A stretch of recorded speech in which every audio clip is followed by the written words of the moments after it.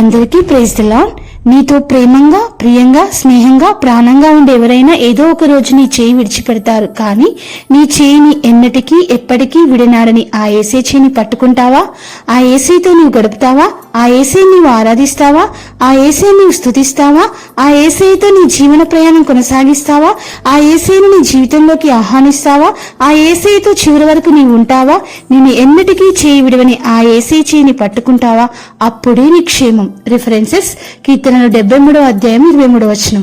ఆయనను నేను ఎల్లప్పుడూ నీ యొద్దనున్నాను, నా కుడి చేయి నీవు పట్టుకొని ఉన్నావు. నెక్స్ట్ విలాప వాక్యములు 3వ అధ్యాయం 31వ వచనం.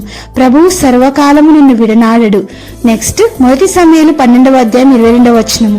యెహోవా మిమ్మును తనకు జనముగా చేసుకొనుటకు ఇష్టము కలిగి ఉన్నాడు, తన ఘనమైన నామము నిమిత్తము తన జన్ను ఆయన విడనాడడు. ఆమేన్. కావున ఎన్నటికీ విడనాడని ఆ యేసే చేయిని పట్టుకుంటావు కదా. ఆమేన్.